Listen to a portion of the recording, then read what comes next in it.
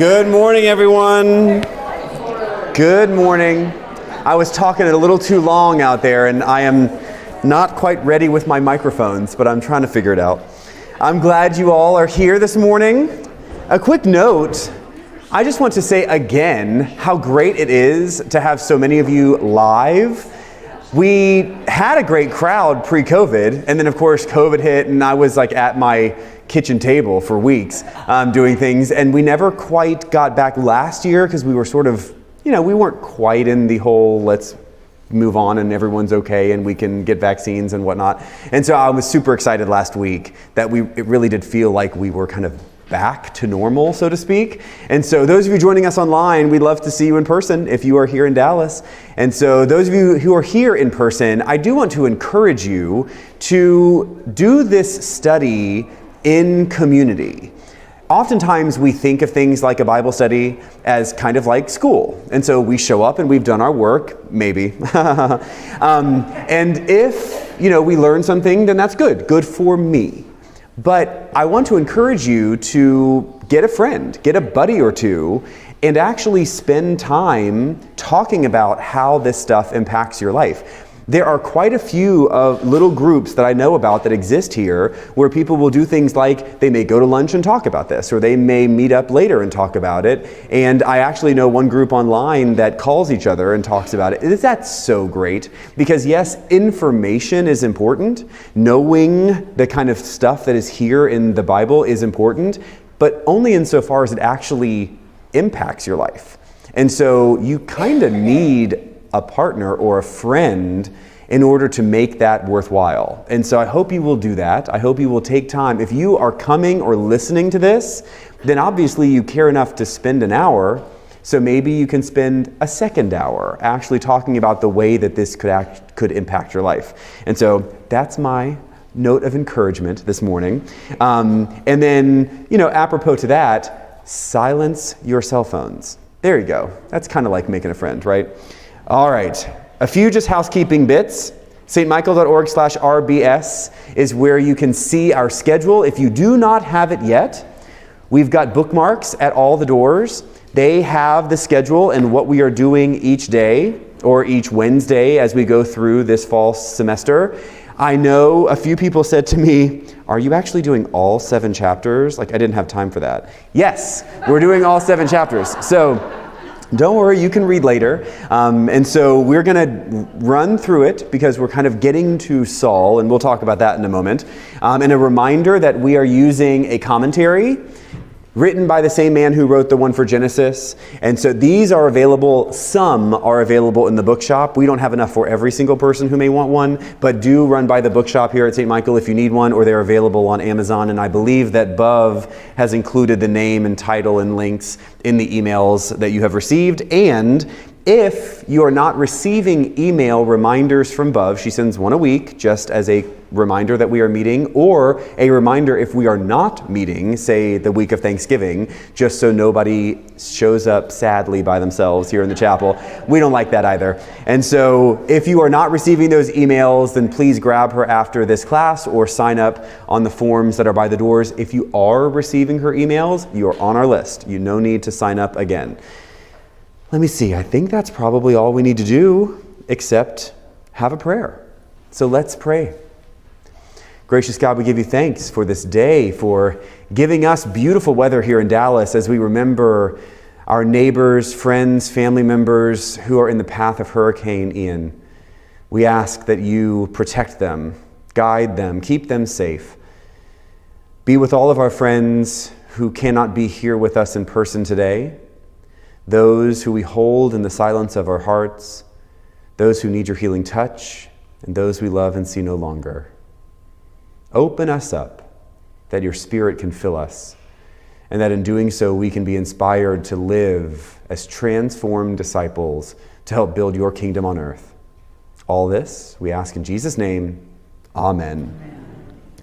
All right, so as we jump in, a reminder that I really like questions. And so y'all were a little rusty on the questions last week, and so I want to encourage you to bring them and to bring them week to week. If you have questions in between Wednesdays, don't hesitate to email me or to email Bov. And for those of you watching this online, you can add questions, and Bov actually checks the comment fields online before the next Wednesday, just in case someone has posted a question. We had a few good ones last week after our Wednesday study, and a few that I think would really be apropos to today's study. So first off, let's talk about the scope of today's lesson. 7 chapters of 1 Samuel. Yes, it is okay. We're going to be fine. We are focusing essentially on the transition from the judges to the kings. Samuel is really the person who transitions from the period of the judges to the period of the kings. We've got 4 sections today. We're going to talk about the general structure of 1 and 2 Samuel, those 2 books. We're going to talk about how prophets and kings shift from the period of the judges. Then we're going to talk about Hannah and Eli, and then we're going to talk about Samuel. Those are our 4 sections today. So before we jump into there, just a few Q&A that I think would be helpful. First off, we had a good question that was totally fundamental. What Bible version does St. Michael use for gospel readings, and what do we prefer? And so this is something that we touch on every year. It's a great reminder about the difference between translations and paraphrases. So this is something that I find really helpful. A translation is when someone takes the original language, either Hebrew or Greek, in this case Hebrew, and then translates it into another language like English. There are plenty of translations throughout history. The most recent translations tend to be the most accurate. That does not necessarily mean that they're better, but I do think if we are looking to study, then having the most accurate English translation really is most helpful, because we all know there are little turns of phrases, even individual words, that can change the meaning of an entire passage. And so trying to get at the best word in English is always helpful. We use the New Revised Standard Version, NRSV. This was done decades ago by a whole host of biblical scholars and is still pretty much considered the standard for the best translation. NRSV. That's what you hear read on Sunday mornings and all the like. That's what the Episcopal Church uses. The other version, or the other translation that I will often reference, is the NIV, the New International Version. The NIV is not technically as accurate a translation, but what they did is they did a very good translation, and they tried to round out a few of the rough language bits. Not every book of the Bible is well written. There are some that are just kind of, freshman high school English paper quality. And so what the NIV did is it sort of tried to smooth it just a little and make it a bit easier to understand. NIV is probably, like if you wanted to put a quote on a t-shirt or a coffee mug, you'd probably go to the NIV because it just is a little nicer. But it's not quite as technically accurate as the NRSV. That is translation. Then we've got paraphrases. And lots of people look down on paraphrases. I think that is too judgy. I think paraphrases are wonderfully helpful for us. Somebody is looking for their phone. I know what that sound is. A paraphrase helps us to get at the meaning of a text. What I want to caution you is not to read a paraphrase as if it was a translation. It is not. So something like the classic paraphrase that I use myself is the Message. The Message is a wonderfully faithful, intellectual paraphrase. So sometimes if you're reading a passage and you think, what is this even saying? Like, what is even happening right now? Then going to a paraphrase can be super helpful because all of the technical hard bits have been stripped out. It has been rephrased, paraphrased, into just common English colloquial style. So starting with the paraphrase to help you get the concept or the context is great. Then you can go back to the translation and not be confused about some of the technical language that the translation's using. Don't stop with a paraphrase, but using a paraphrase can be really helpful. Yes, ma'am? So related to that, we have a question coming in. Which version would you say is the closest to the original language, and which is your recommended translation for learning? So which version's closest to the original language? I'll have to go to NRSV, the New Revised Standard Version. That's really the closest. That's the one I use for study. If you get a study Bible, the NRSV study Bible, and there are two that pretty much all kind of academically minded seminaries would use. One's the Oxford, and the other is the HarperCollins. I think that more and more seminaries are using the HarperCollins nowadays than the Oxford, but they're both very good. They have tons of notes. If you were to look at my, I've got 1 Samuel up here. What you have here at the bottom, like the entire bottom third of almost every page of this study Bible are notes. And so as you go through, there are, dozens and dozens of footnotes that explain something to do with the text itself. And so if you are interested in really studying and you are a footnote detail kind of person, then go get Oxford or HarperCollins in RSV. That's really the study Bible that will help you the most. If you are more interested in life skills and life lessons, then you probably can't find an NRSV with little bubbles that pop up and give you, food for thought. If you'd really like more of a chicken soup for the soul kind of Bible study, then you're probably going to have to go with the NIV. And it's fine. People get all up in arms about one translation over the other. It's sort of like saying this one's really good and that one's just almost really good. They're both totally fine. So no worries about that. Any questions about translations? Yes? What's the Hebrew Bible? Hebrew what? Bible. So if you've ever seen the phrase Hebrew Bible, I touched on that last week in the sense that the books are ordered differently than the Old Testament. Now I say that, but you might go find a thing called the Hebrew Bible that is still ordered like the Old Testament because some nice Christian person has decided to be PC and use Hebrew Bible in a respectful sense. There are so many different ways that people have packaged the Bible that it's difficult to know exactly what they mean by simply looking at a title. Our Jewish friends have their Bible, and their Bible is ordered differently than the Old Testament because for them, their Bible is, in a sense, complete. For us, the Old Testament is part one. And so, like any good, season one, you end on a cliffhanger, and then you have to go to season two to get the rest of it. And so, essentially, the prophets end the Old Testament for us with the promise of the Messiah, and you turn the page, and you get to Matthew. And so, the promise fulfilled. That's the way that we have ordered our Bible. Any other questions?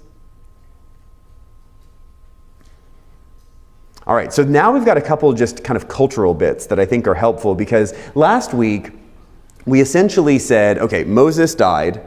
Moses handed his mantle to Joshua. Joshua took the people into the promised land. Then Joshua died. There was no clear leader to take up the baton. And so we entered the period of the judges. Judges were mostly tribal. They were concerned about defending God and saving the Israelites from whatever problem they got themselves into by being unfaithful. And so the judges were never monolithic leaders like Moses and Joshua were, and where we will get to again with David. But the judges still did some good stuff. One question that came out of that discussion of the judges is whether Israel is still tribal today. And if Israelis, Jewish people today, have some kind of relationship to their tribal heredity. And so I think that's a very interesting question. Essentially, what happens in the exile is that there are 10 tribes in the northern kingdom of Israel. And remember, the northern kingdom of Israel, let me back up. There are many different ways that we use the word Israel. Israel could be a reference to Joshua. Israel could be a reference to the entire nation. Israel could be a reference to the northern kingdom, not the southern kingdom. So you have to kind of contextualize what you're using the word for, plus there are others, so it's super helpful and convenient. So in the kingdom period, if you imagine that we are going to start talking about Samuel, the first king will be Saul, then David, then Solomon. Those are the three kings of the kingdom period. When Solomon dies, they divide what was a unified kingdom into north and south. The northern kingdom was called Israel. The southern kingdom was called Judah. The Assyrians take the 10 tribes of the northern kingdom of Israel into exile. Babylon takes over Assyria. Babylon takes the southern two kingdoms of Judah into exile. That's the capital E exile. And in the Babylonian exile, that essentially are two tribes, Judah and Levi. Modern day Jewish people, like the nation of Israel, they essentially come from the lines of Judah and Levi. So there is no real tribal sensibility in Israel anymore. I mean, if anything, the tribal sensibility is like Democrats and Republicans. That's their tribe now, is their political affiliation. It really has nothing to do with the 12 tribes of Israel from the ancient world, because about 80% of the people in Israel would likely trace their lineage to the tribe of Judah. The others, Levi. That's about it. But good question. Any follow-up on that? Okay, last question was about polygamy. So I think someone read ahead, and we will talk about this as we go into 1 Samuel. But in general, the question was, when do the Jews become monogamous? Because it seems very apparent that there's a whole lot of men with multiple wives in the Old Testament. It's really a good question, and we're going to talk about Elkana in just a moment. Essentially, Jews were never, how do I want to say this? Jews never promoted polygamy. It was never the norm. It was always more normal to be monogamous. Post-exile, so when the tribes come back from Babylon, there is a very explicit ideal of monogamous marriage that is set up. Remember that all of this stuff that we have been studying in the Old Testament, those books, the stories themselves, were written or certainly finished either during or just after the exile. So as they were telling these stories, there was a clear sense that the ideal is one man, or the ideal is you've got only one wife.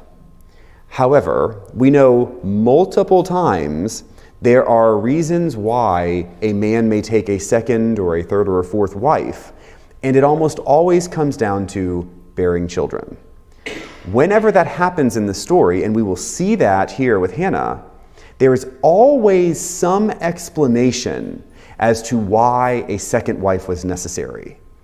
That indicates to scholars that we still have to tell the story of someone having more than one wife, but we're going to try and give a reasonable explanation because we no longer think that having more than one wife should be the ideal for a good Jewish person. Is that going to make sense? We're going to talk about it a little bit more. There's always a caveat to more than one wife whenever you hear it referenced in the Old Testament, and we'll see that right here in 1 Samuel. All right, so let's jump in. The structure of 1 and 2 Samuel is relatively simple. We are entering a period that is, in a sense, almost like the second climax of the big arc of the story. If you had started reading from Genesis, you can get all the way through 1 and 2 Samuel, and the story essentially makes sense. It is chronological, it builds on itself, with the exception of Ruth kind of slots itself in there, and it's not exactly chronological, but it's not non-chronological. It's just a separate, nice little story off to the side. And the reason that Ruth is there is because Ruth is David's great-grandmother. And so you kind of have to slide Ruth in there to give David a bit of validity. But if you, with Ruth as the exception, you could essentially read Genesis all the way through 2 Samuel, and it's one big arc of a story. Obviously, the first big climax of this story is Moses getting the people out of Egypt. That's the big boom, water spread, and you've got all the golden calf and all the good stuff.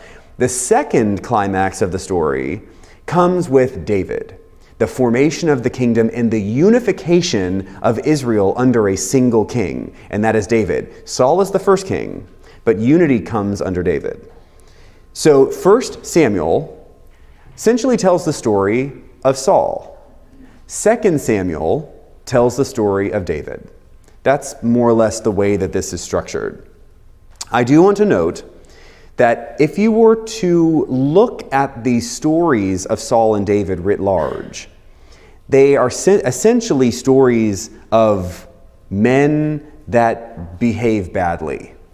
That's really it.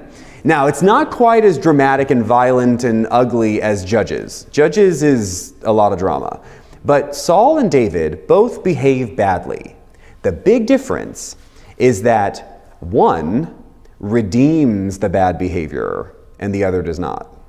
And so we can look at Saul as a man who behaves badly and yet does not seek redemption. And we can look at David as a man who behaved badly and yet seeks redemption. For me, the purpose of focusing on David this year is not because David is infallible. David is profoundly fallible. David does terrible things. But when those things happen, David repents and returns and seeks redemption. That's the whole story. It's not about being perfect. It's about when you aren't, because we all aren't many times, to have the faithfulness to return to God, to repent and return and seek redemption. That's the story of David. And that's why David is lifted up as such an icon in really both Judaism and Christianity, because he helps to redeem his bad behavior in a way that many, many other leaders do not. All right. That's good enough for the structure of 1 and 2 Samuel. Follow-up questions or clarity? Yes. Who wrote it? Who wrote 1 and 2 Samuel? We certainly don't know a person, but we definitely know that it was written in and after the exile. There are certain things that are just kind of they're aware of.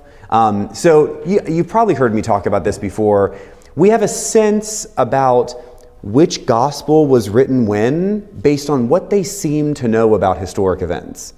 So we think Mark was written first, and that Mark was written before 70 because Mark does not seem to know the temple was destroyed by the Romans, whereas Matthew and Luke and John do. And so we can kind of place books similarly. We see in 1 and 2 Samuel a hindsight knowledge that addresses many of the issues that the Israelites had when they were in exile in Babylon. There is a priestly way of writing the stories of both of these kings, and most definitely Solomon. I haven't really mentioned Solomon because Saul and David are held up as imperfect, messy people. Solomon really is not held up as a messy person. He's not perfect, but Solomon is definitely, we've talked about the wisdom of Solomon. That's like a phrase that we use. Solomon is really held up as kind of the best sort of wise king. And so I focus on the messiness of Saul and David and not Solomon because it's just not the way the story is told. But if you put that entire arc together, it is purposeful. When you go to tell someone's story, you have to figure out what parts of their life you're going to tell. And so by selecting certain parts and not others, you're trying to point people in a certain direction because of that story. And the way that Saul, David, and Solomon's stories are told, it's very clear that they are attempting to direct the Jewish people toward a particular way of life that will not look like Saul, that will look like David on the one hand, repentance and redemption, and Solomon on the other hand, which is wisdom and faithful living. So the way the stories are told are so purposeful that it's not just trying to record history. It's trying to lead the Jewish people into a better way of life. And the reason that they would want to tell the story that way is so that they do not go into exile again. That's the whole point of all of these books, is don't make the mistake again. That's really the story over and over and over again. Any others? All right, let's go on to section 2. Just a quick word on the difference between judges, prophets, and kings. There is a new period that is beginning here in 1 Samuel, even though Samuel is a judge. So Samuel is both the last judge and the first prophet. And so that's an important pivot to understand in your mind. Samuel does many judge-worthy things, and we're going to look at that particularly in chapter 7. But Samuel doesn't remain a judge.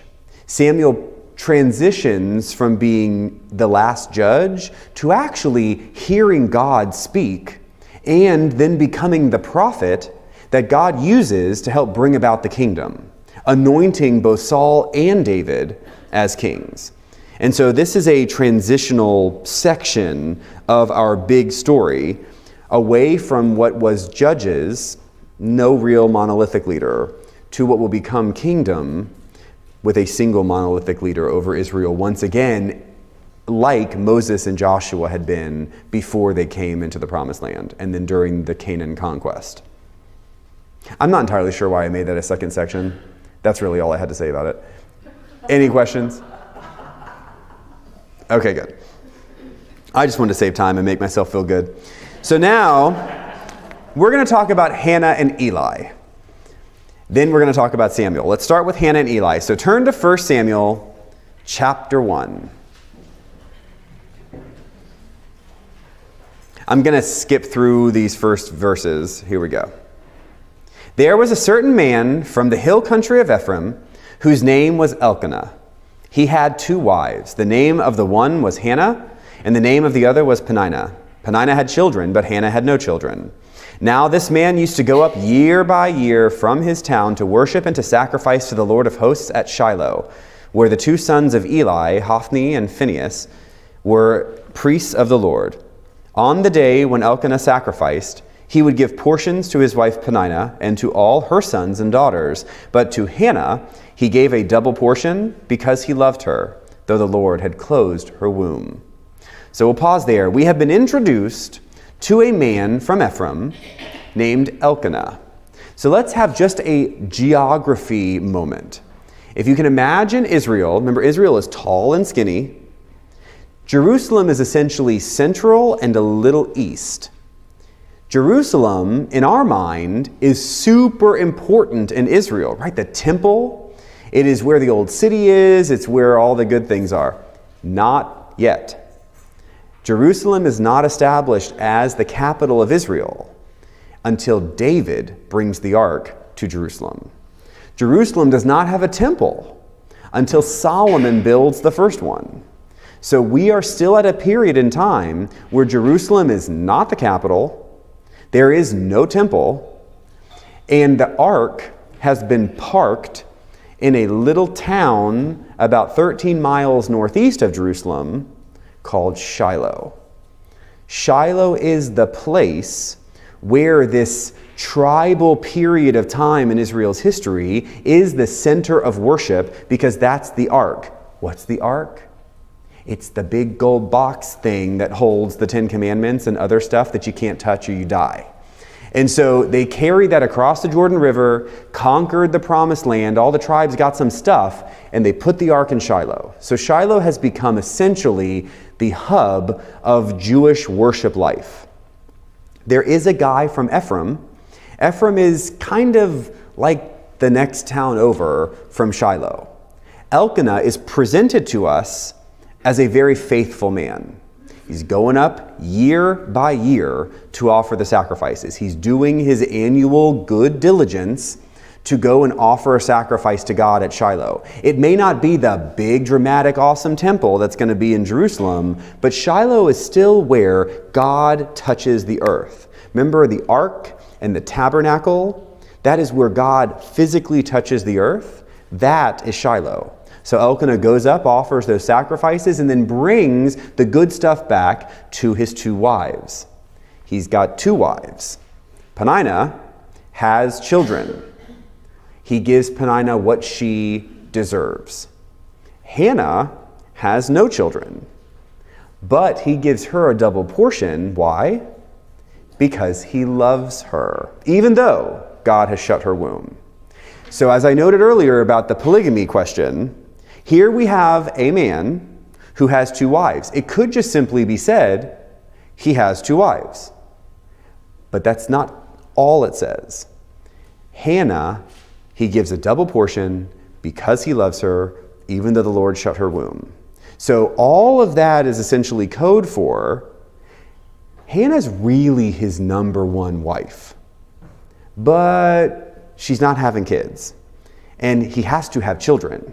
And so he has taken on a second wife, and he is apparently, literally saying, he treats her exactly as she should be treated. So he's treating her well. But he doesn't love her like he loves Hannah. For him, his second wife, Peninnah, is really a means to an end. It is actually about security. Because families at that point in time can't go without kids.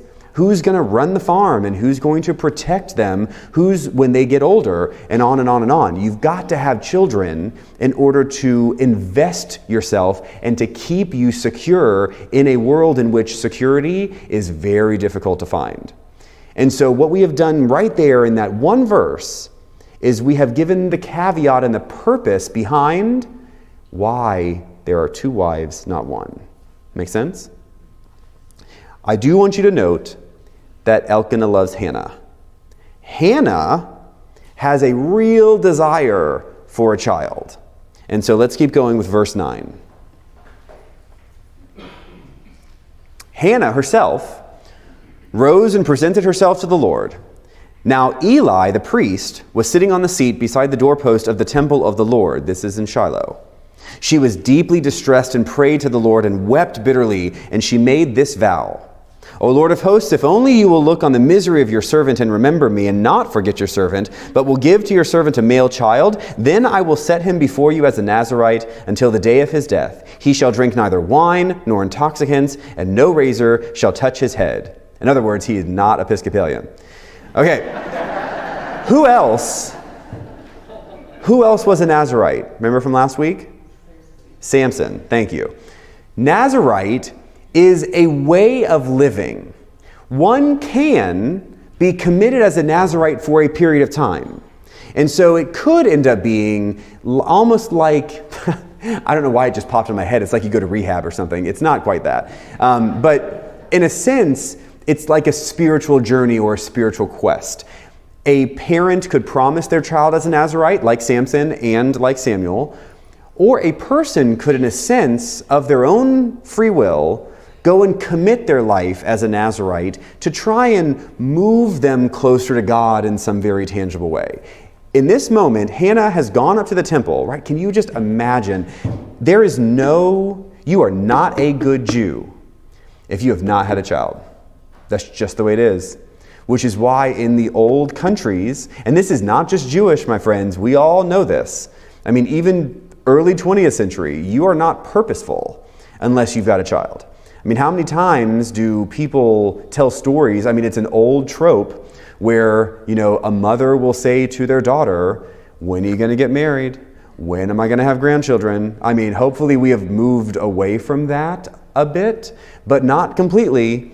Go back even just 100 to 200 years, and that was a real thing. Go back a couple thousand years, and you were essentially worthless if you did not have a child, which is one of the reasons why when we see in the Gospels that Mary comes to see Jesus with his brothers, the word there is biological brother, not like brothers in Christ. No, it's like his actual brothers, because Mary was a good Jewish woman. So she certainly had more children. And now the Catholics, leave me alone, because that's all right. You can believe Mary did not have any more children. That's your prerogative, but it's not true. And so here we have Hannah, who shows up because she has got to have a child. She is torn up about this.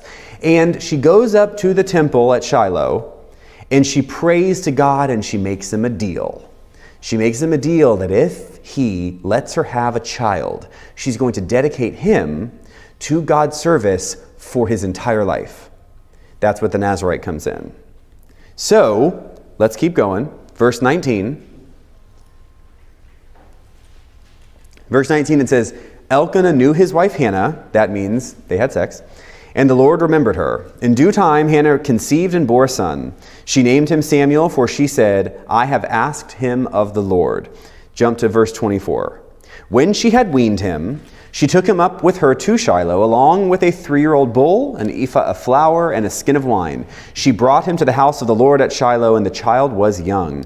Then they slaughtered the bull, and they brought the child to Eli, who is the high priest. And she said, O my Lord, as you live, my Lord, I am the woman who is standing here in your presence praying to the Lord. For this child I prayed, and the Lord has granted me the petition that I made to him. Therefore, I have lent him to the Lord. As long as he lives, he is given to the Lord. And she left him there for the Lord. And so we'll pause there. Hannah's gotten what she so deeply desired, and she kept her end of the bargain. She brought Samuel after he was weaned, gave him to Eli, who was, some people refer to Eli as the high priest. Not really. We haven't gotten to the point yet where we have the official sort of high priest title. You might think of him as the chief priest, the senior priest, whatever you want to say. Eli was essentially in charge of the temple at that point in time. And so Hannah brought Samuel to Eli and essentially said, he is yours and will serve God his whole life. As we pivot to Eli, it's important to know that Eli was not just a priest, but he is considered a judge as well. I'm just going to go with priest, but you can at least put that in your pocket that he's technically called a judge in the Jewish tradition as well. Let me see. I'm going to pause the story of Samuel there. That's essentially the end of Hannah's story. We're going to get to Hannah just in a minute, but I want to say a word about Eli. Eli, as a priest, was meant to inherit the role of priest and to raise his sons up as priests as well. This is a Levitical, tribe of Levi, a Levitical line of priesthood. The fact that they are telling the story this way is another reinforcement of this story having been written and finished either during or after the exile. Because that's when the priestly tribe of Levi really took hold and basically continued all the way through the time of Jesus.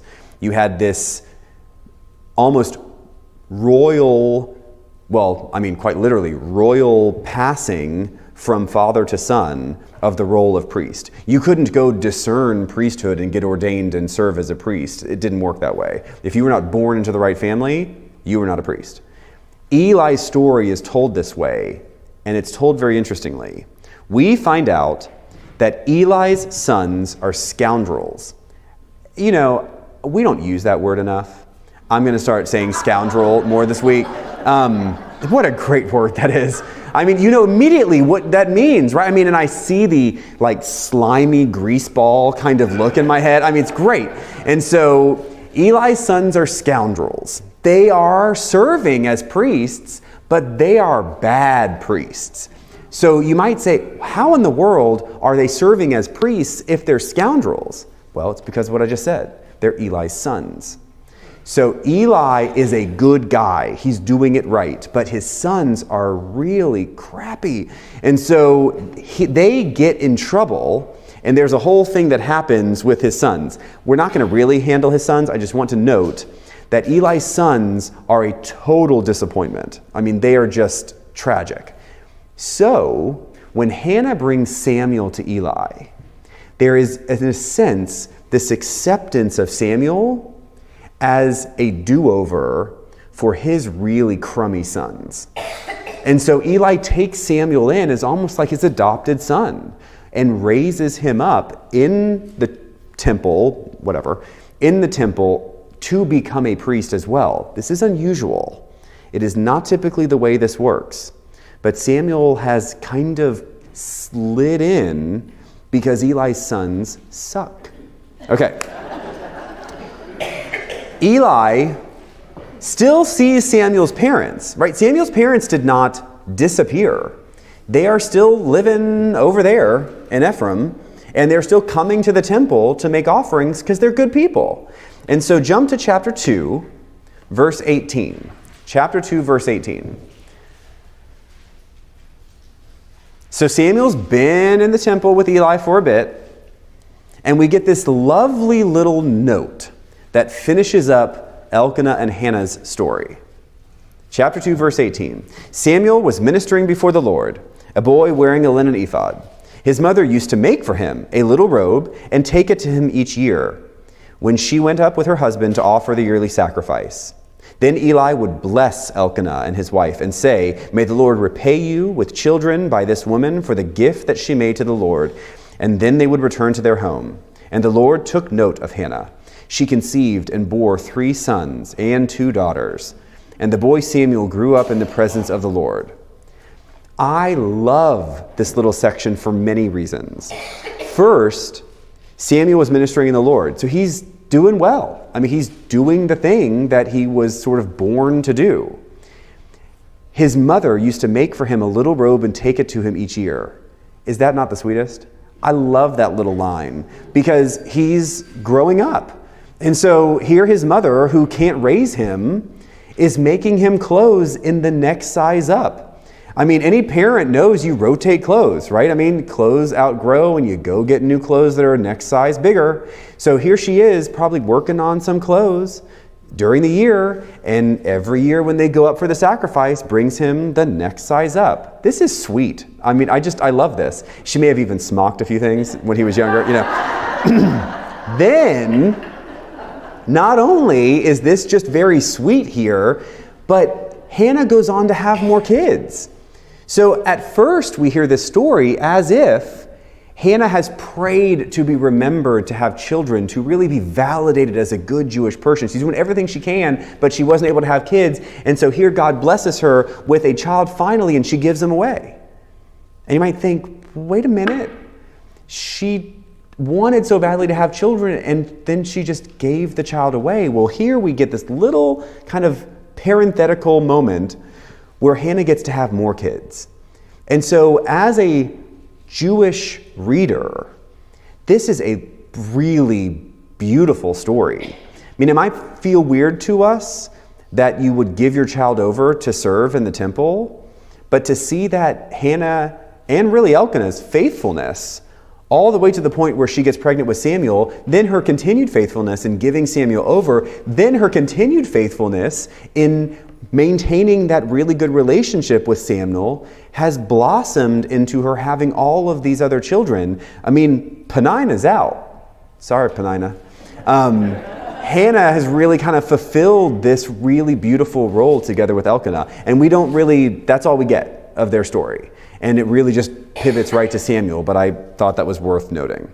So Samuel grows up serving in Shiloh with Eli. The Lord then begins to speak to Samuel. And now we have this transition from Eli, who had been this faithful priest with really terrible sons, who has now raised essentially an adopted son to take over his mantle. And now God is speaking again. This is really important. God, as the story is told, God speaks and then God does not. There are periods of lots of God talking and then periods of God is never talking. Typically, whenever God begins to speak again, something new is happening. We see that repeated over and over again in the Old Testament. We see that specifically in the person of John the Baptist. So we get this big, long gap. So we have God talking to lots of people. God's talking to Adam and Eve and talking to Noah and talking to a bunch of other people, including Abraham, Isaac, Jacob, Joseph. And then all of the Israelites go to Egypt and God is silent for 400 years. Then the word of God came and we hear Moses. Then you do all of this stuff, and God's talking and not talking and talking and not talking. And then at the end of the Old Testament, there is this 400-year period of silence again. And then God speaks, and what do we hear? To John the Baptist.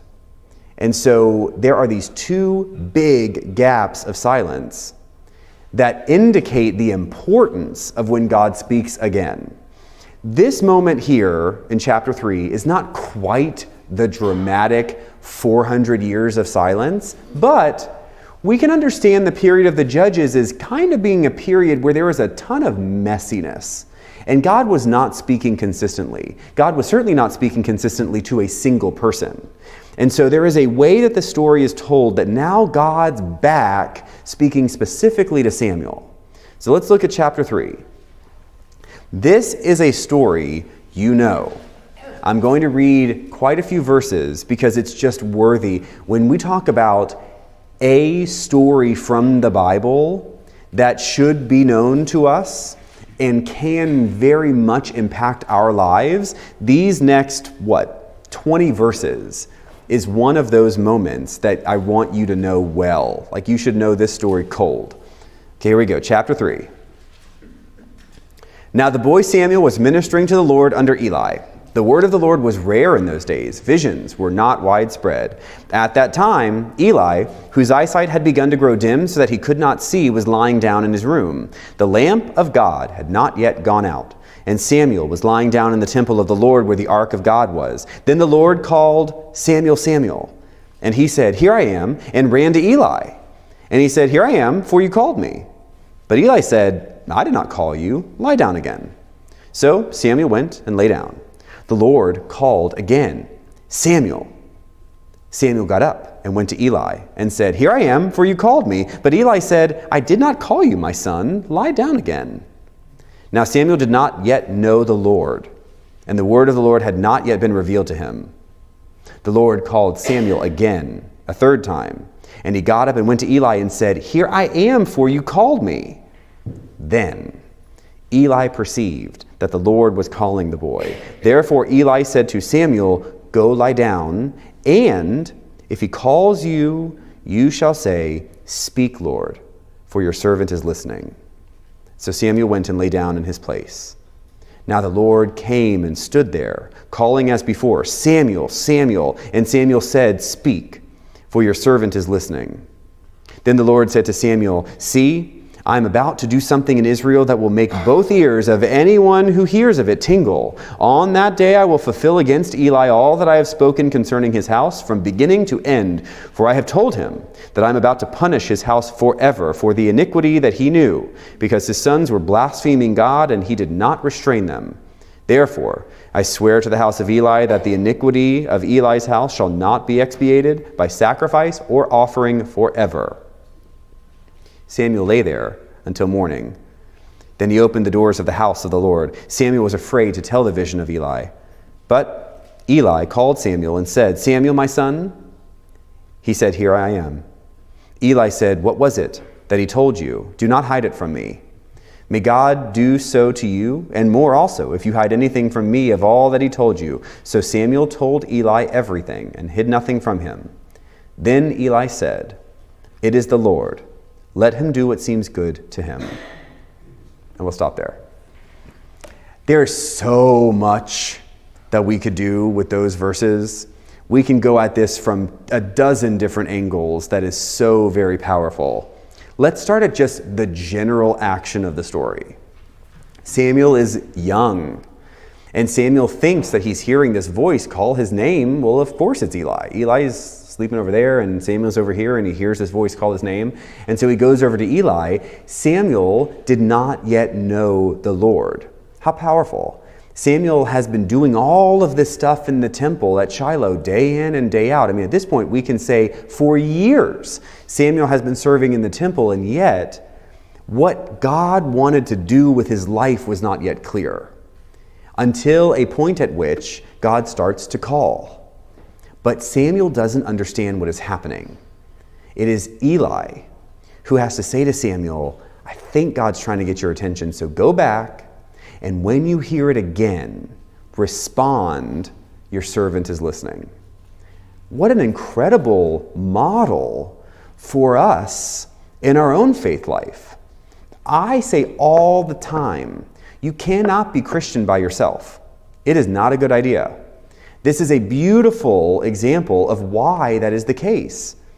We, on our own, almost certainly will not understand what God is trying to do for us, or in us, or through us. It's when we are in community, especially when we have mentors among us who can help us to see that the call, that nudge, that annoying flick of the ear, that actually is God trying to get our attention.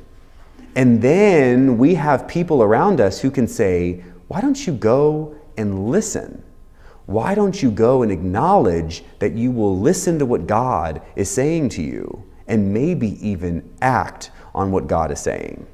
So in that sense, Samuel's future, his entire purpose, comes through Eli's faithfulness to mentor him. And then what an interesting moment of faithfulness on Eli's part. So Eli's sons are terrible. Eli has to be completely brokenhearted that his sons will not inherit what he finds so important. And here is this boy of Samuel who comes to him, not of his own blood, but of his own spirit. And Eli gets a chance not only to acknowledge that God can do whatever to his own family line, can punish his sons. By the way, his sons will die soon, but he can redeem his sons by being faithful to Samuel. It is a very unusual kind of relationship at this period of time. We might see this and think, sure, you'd be nice to someone else's kid. It's not exactly the way that kind of inheritance and mantle sharing or baton passing really worked back then. You really watched out for your own. And here Eli is so generous in his brokenness that he will lose his own sons. He finds redemption and healing by being able to pass along to Samuel. All right. Any questions or thoughts on that? Yes? How old was Samuel? About how old was Samuel, we have no indication. It says years twice. So, if he was 3 when Hannah weaned him, which is kind of old, but if he was 3, then it was years, and then it was years again. I've always kind of pictured Samuel as being sort of tweeny, maybe early teen. I think this story seems to imply he is not an adult. So I think 13-ish, maybe. That age, it would make sense for them to tell the story that way, because in the Jewish tradition, what happens at 13? Right, bar mitzvah, bat mitzvah. It is the moment when you assume the responsibility for your own faith life. We do that at confirmation. That's why we invite people. That's why we have no issue with infant baptism, is because confirmation is that moment when the community affirms that a child is old enough to make a mature decision, and then the young person says yes with the responsibility and accountability of their own faith life. I kind of slot Samuel into that same age where essentially they're old enough to understand what God is beginning to do in their life, but they're not so old that they've missed anything. That being said, it doesn't really make it clear in the text. Any other questions or thoughts? Yeah. Are there records of, in those periods of silence from God when there were false prophets coming up? I mean, I think about, cults in this day, or, the response to Jesus, but he came and we were like, no, it's not for real. Yes, good question. So the question is, in the periods of silence I referenced before, are there records of false prophets, which is a great term.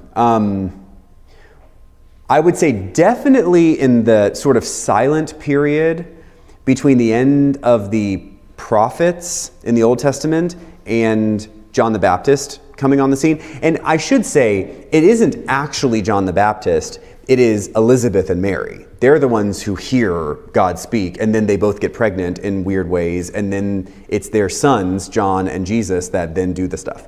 So that period of silence, there's plenty of stuff written about it. So I would call the stuff written about it falls in two categories. The first category is just general historic record. There are lots and lots and lots of bits and stories told that would be considered just general Jewish history, like general Israeli history. In fact, if we think about the period of the kings, essentially the kingdom period ends around the 6th century BCE. And I should say fresh in a new year. I use the terms BCE and CE instead of BC and AD. It simply means before the Common Era and the Common Era. So 6th century BC or BCE, that's when the kingdom period ends. It's not until 400 years later in the 2nd century BCE that Israel gets a king again. So of course we certainly know when Jesus is born, there's a king. Herod's there. So that picks up again about 200 years before Jesus is born. So 600 years before Jesus, the kingdom period we're going to be talking about here, pre-exile, ends. Then it's exile and it's rebuilding the temple and it's all kinds of, some prophets and whatever. And then you get a new kingdom period with the rebuilding and the expansion of the second temple that was post-exile. And then, of course, those are the kings that Jesus is under, Herod and the others. There's also a category of writing in that 400 years before Jesus is born that we would call the Apocrypha. So we've talked about this a little bit in the past. The oldest set of books that would constitute a Christian Bible includes a bunch of books that slot between the end of the prophetic period and the Gospels. Those 400 years are books that have now been classified as the Apocrypha because the Protestant reformers didn't like them. Martin Luther and others threw them out. They said they're not authoritative. Anglicans, who were reforming at the same time but differently, said, they may not be as authoritative as the Old Testament books, but they still have some authority, so we're going to hold them and we're going to make like a middle section called the Apocrypha. And so if you buy any study Bible, it should have the Old Testament, the Apocrypha, and the New Testament.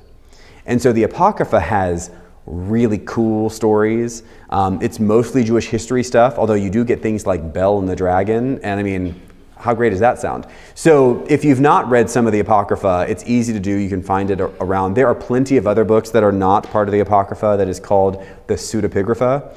Great word. And so that is where you could find a bit more information about the period before Jesus is born.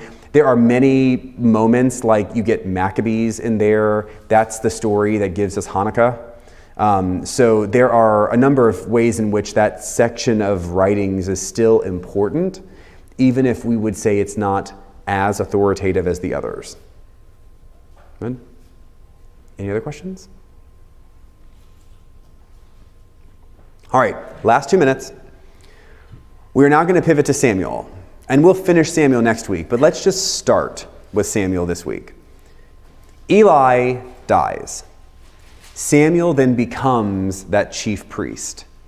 Now, there are a series of problems. If you look at chapters 4, 5, 6, there are just a bunch of problems back and forth with the Philistines and with other people, and the summary is that the Israelites begin to intermarry and worship other gods, and they start to do all the same kind of stuff that they were doing in the book of Judges. And they go back and forth over the course of about 20 years. That's what those 3 chapters cover. And if you want to read it, it's great. It's just kind of a lot of, who steals what from the other.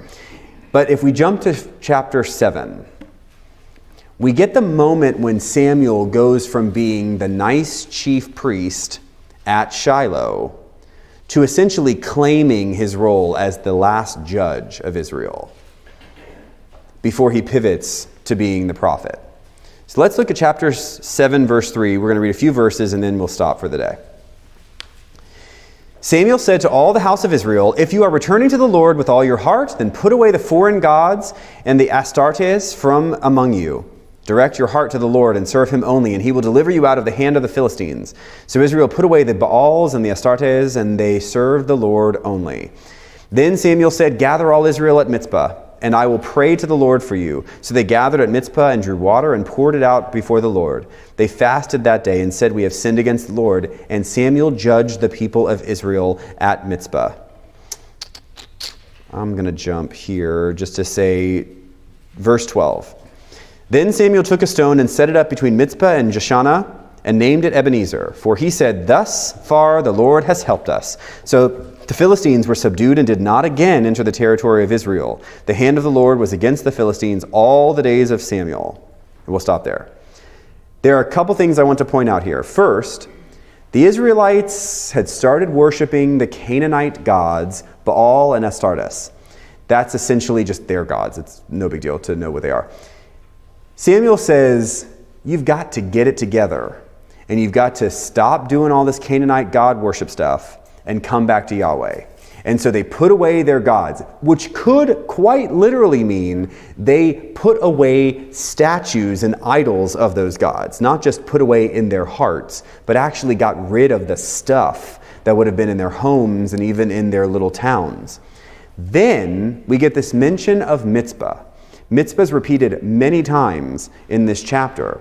Mizpah is the place, if we go all the way back to Genesis chapter 31, Mizpah is the place where Jacob and Laban make peace.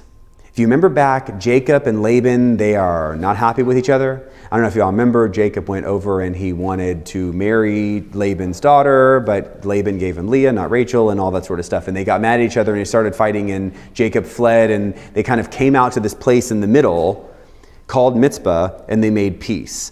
And they established what is a Mizpah, which is essentially a tower of stones, to represent their peace agreement. Now this is hundreds and hundreds of years later, but Samuel goes to Mizpah again and reestablishes a peace there between Israel and the Philistines. But this time, the Philistines don't have to agree, because God is going to back up Samuel's agreement for peace and protect the Israelites from the Philistines all of Samuel's life. That is not true, but it's the way they tell the story. So over the next few weeks, we're going to find out that the Philistines do actually kind of attack Israel and cause them trouble, and that's ultimately what does Saul in. But David comes to the rescue and unifies Israel under his kingship.